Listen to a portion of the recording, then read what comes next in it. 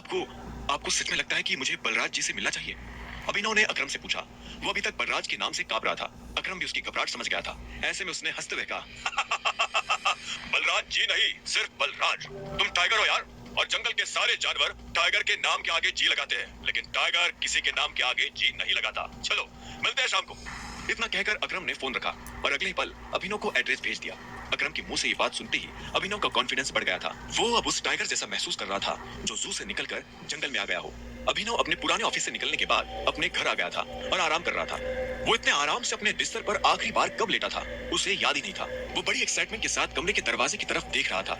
इतने में घर की घंटी बजी और बाहर से आवाज आई, पिज्जा डिलीवरी।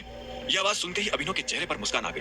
वो उठा, उसने दरवाजा खोला और डिलीवरी बॉय को पैसे देकर उससे पिज्जा ले लिया। सर, ऑर्डर सिर्फ 500 का था, आपने मुझे 1000 क्यों दिए?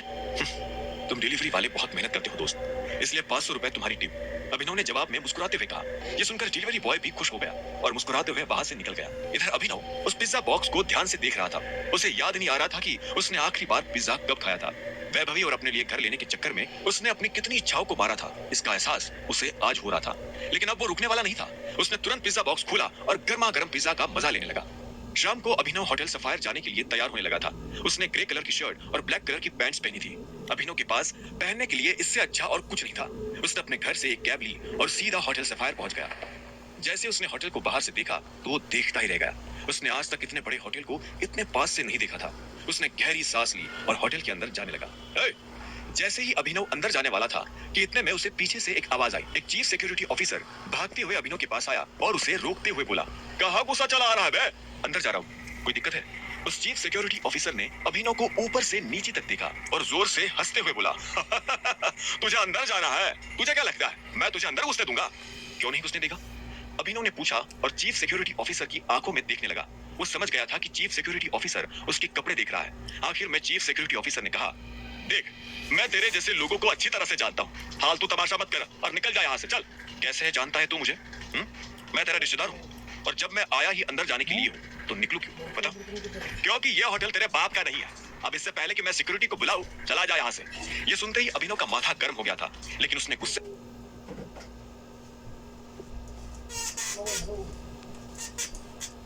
उसकी तरफ ना जाए।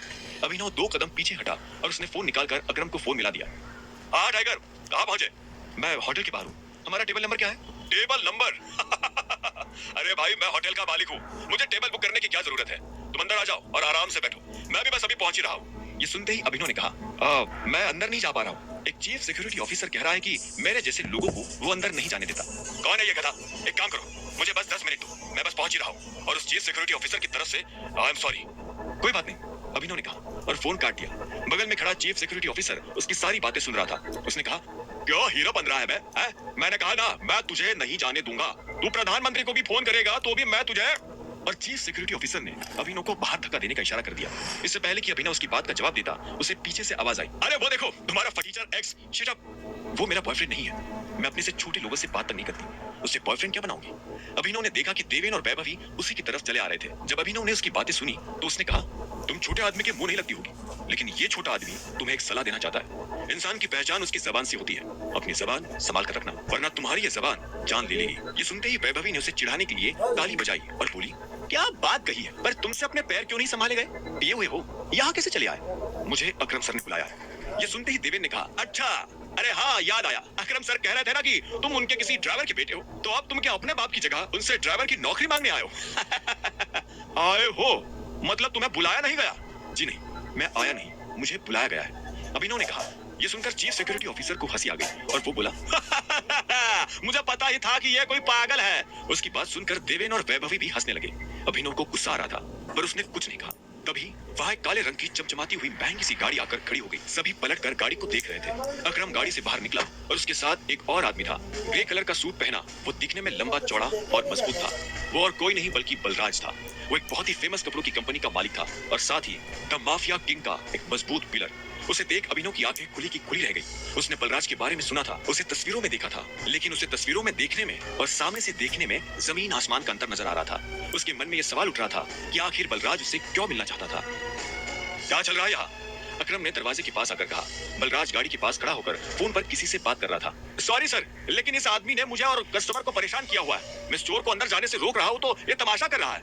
क्या तेरी हिम्मत कैसे हुई उसे चोर कहने की? और तू होता कौन है इसे अंदर जाने से रोकने वाला? ये होटल तेरे बाप ने खोला है, ये मेरा मेहमान है, और तू कल से होटल के आसपास भी दिखा तो टांगे तुड़ा दूंगा। जैसे ही चीफ सिक्योरिटी ऑफिसर ने ये सुना तो घबरा गया और उसके साथ देवेन और वैभवी भी घबराहट के मारे अंदर भाग गए। उन्हें इस तरह जाते देख अभिनव अपने आप को मुस्कुराने से रोक नहीं पाया। सॉरी टाइगर, तुम्हें इस गधे की वजह से कोई बात नहीं। असल में छोटा आदमी ही छोटे आदमी का सबसे बड़ा दुश्मन है। अभिनव की बात सुन अकरम के चेहरे पर मुस्कान आ गई। अकरम ने अभिनव को अपने साथ अंदर आने का इशारा किया। अभिनव अकरम के पीछे चला जा रहा था। उसे महसूस हो रहा था कि बलराज भी अपने भारी भरकम पैरों के साथ अभिनव के पीछे आ रहा था। कुछ देर के बाद वो होटल के एक आलीशान से कमरे के बाहर आ चुके थे। इससे पहले कि वो अंदर जाते, एक चीफ सिक्योरिटी ऑफिसर उनके पास आया और बोला, welcome boss, can I get you something? हाँ, हमारे पास कौन कौन से लिकर अवेलेबल है उसकी लिस्ट जरा भिजवा दो। Sir if you don't mind, मुझे सारी अवेलेबल लिकर्स के नाम याद है। हमारे पास शकीला है जो 5 लाख की है, वोडका 8 लाख, विस्की 10 लाख और जिन 11 लाख। उस चीफ सिक्योरिटी ऑफिसर ने मुस्कुराते हुए कहा। सारी लिकर्स की कीमतें सुनकर अभिनव के होश उड़ गए। इतने में अकरम ने कहा, आज हमारे यहाँ बहुत खास मेहमान आए हैं, इसलिए जो सबसे महंगी है वो ले आओ और साथ में बाकी चीजें भी लेते आना। अंडरस्टूड सर, उस चीफ सिक्योरिटी ऑफिसर ने कहा और फिर वहां से निकल गया। इतने में बलराज ने अपनी भारी सी आवाज में अकरम के पास आकर पूछा, तुम्हारा चीफ सिक्योरिटी ऑफिसर तुम्हें तुम्हारे ही शराब के रेट्स क्यों बता रहा था, जबकि तुम कोई भी चूज कर सकते थे? वो इसलिए कि मैं दिन देखकर शराब मंगवाता हूँ। आज का दिन मेरी, इनफैक्ट हमारी जिंदगी का सबसे बड़ा दिन है, इसलिए मैंने हम तीनों के लिए सबसे महंगी शराब मंगवाई है। अच्छा, बलराज ने मुस्कुराते हुए कहा। अभिनव के चेहरे पर भी मुस्कान आ गई थी। इतने में अकरम ने कमरे का दरवाजा खोला और खोलते हुए अभिनव की तरफ पलटते हुए कहा, यहाँ तुम्हें तुम्हारी पहचान छुपाने की जरूरत नहीं है, यह रूम सबसे प्राइवेट और सबसे सेफ है। अभिनव ने हाँ में सिर हिलाया और अकरम के साथ अंदर चला गया। वो एक आलीशान कमरा था जिसमें एक राउंड टेबल लगी थी और उसके आसपास कुर्सियां लगी हुई थी। कमरे की छत पर झूमर टंगा हुआ था। वो तीनों कुर्सियों पर बैठ गए। तब अभिनव बलराज को बहुत ध्यान से देख रहा था। इतने में अकरम ने बलराज से कहा, मैंने तुम्हें एक बहुत ही जरूरी खबर देने के लिए यहाँ बुलाया है। हमें संजय का बेटा टाइगर मिल गया है, लेकिन वो अभी अंडरकवर है, इसलिए मैं तुम्हें उससे बाहर नहीं मिलवा सकता था। अकरम के इतना कहते ही दो चीफ सिक्योरिटी ऑफिसर अंदर आए और उन्होंने वाइन और बाकी चीजें टेबल पर रख दी। Anything else sir? Chief security officer ने पूछा। अकरम ने नाम में सिर हिलाया और उन दोनों को जाने का इशारा कर दिया। दोनों चीफ सिक्योरिटी ऑफिसर वहां से निकल चुके थे। इधर बलराज ने बॉटल उठाई और अपना ग्लास भरना शुरू कर दिया। बलराज ने बॉटल वापस रखी, एक नजर अभिनव को देखा और बोला, वो टाइगर यही है? बलराज ने कहा और ग्लास अपने होठों से लगा लिया। वो ग्लास में से पैनी नजरों से अभिनव का चेहरा देख रहा था। हाँ, यही है हमारा टाइगर। मैं चाहता था कि ये हमारी टीम के बड़े और भारी मेंबर से मिले। एक बार सबसे मिलने के बाद हमें जिस तरफ बढ़ना है उस तरफ टाइगर ही हमें लीड करेगा। सॉरी अकरम, लेकिन मुझे थोड़ी हंसी आ रही है। माफ करना दोस्त, पर सारी बातें तुम कर रहे हो। हमारा टाइगर गूंगा है क्या? तुम्हें टाइगर के बारे में इस तरह से बात नहीं करनी चाहिए, अकरम ने कहा। ये सुनते ही अभिनव को हंसी आ गई। उसने हंसते हुए एक पल के लिए बलराज को देखा और बोला, मुझे तुम्हारी बोल्डनेस अच्छी लगी। तुम बॉस हो गए, लेकिन भूलो मत कि तुम किसके सामने बैठे हो। मैं टाइगर हूँ और मैं गूंगा नहीं। मैं यहाँ अपनी गद्दी लेने आया हूँ। ये सुनते ही बलराज के चेहरे पर एक झीनी सी मुस्कान आ गई और वो अभिनव को जवाब देने से पहले उसे पैनी नजरों से देखने लगा। फिर उसने अपना ग्लास टेबल पर रखा और बोला, अच्छा तुम टाइगर हो, तो ये बताओ टाइगर, इतने सालों से कहाँ गायब थे? ऐसा तो नहीं हो सकता ना कि तुम अचानक एक दिन कहीं से हमारे सिर पर आकर खड़े हो जाओ और बोलो कि मैं टाइगर हूँ। मजाक तो नहीं चल रहा यहाँ? जिस गद्दी की तुम बात कर रहे हो उसे लिया नहीं जाता, कमाया जाता है। जानता हूँ, छीनना तो मेरे खून में भी नहीं है। और इतने साल में कहाँ गायब था, क्या कर रहा था, शायद उस बारे में बात करने जितना हमारे पास टाइम नहीं है। रही बात कि मैं टाइगर हूँ या नहीं, तो अपना तरीका बताओ, मैं अभी साबित कर देता हूँ। शाबाश! अकरम ने मुस्कुराते हुए अभिनव को देखा। उसकी आंखों में अभिनव के लिए गर्व की भावना झलक रही थी। उसने जितना सोचा था अभिनव उससे भी खूंखार था, लेकिन बलराज के माथे पर शिकन बरकरार थी। उसकी आंखों से पता चल रहा था कि वो इतनी जल्दी अभिनव को टाइगर नहीं मानने वाला था। वैसे भी पूरे ग्रुप में अगर बलराज किसी चीज के लिए जाना चाहता था तो वो थी उसकी जिद। वो इस बात को नहीं पचा सकता था कि कल को एक बच्चा उसके सिर पर बैठकर राज करे। ऐसे में उसने अभिनव से कहा, सिर्फ अकरम की शाबाशी से काम नहीं चलेगा प्यारे। मैंने ये एक्सेप्ट नहीं किया कि तुम टाइगर हो। तुमने कहा कि तुम साबित कर सकते हो, तो मैं तुम्हें चैलेंज देता हूँ। ये सुनते ही अकरम के कान खड़े हो गए। वो जानता था बलराज क्या करने वाला है। उसने बीच में आते हुए कहा, क्या कर रहे हो बलराज? लेकिन बलराज ने अकरम को हाथ के इशारे से चुप रहने के लिए कहा और फिर अभिनव की तरफ देखते हुए बोला, चलो लड़ाई करते हैं। अगर तुम हारे तो भूल जाना कि तुम टाइगर हो। हमसे कुछ पैसे लेना और गुड़गांव से जितना दूर हो सके उतना दूर सेटल हो जाना। अरे नहीं बलराज, ये सही नहीं है, अकरम ने घबराहट में कहा। बलराज जवाब के इंतजार में अभिनव को देख रहा था। अकरम ने अभिनव को देख ना में सिर हिला दिया। अभिनव ने अकरम से नजर हटाई, बलराज को देखा, अपना ग्लास उठाया, एक सांस में सारी शराब कटकी और जोर से ग्लास टेबल पर पटक कर बोला, कब करनी है लड़ाई?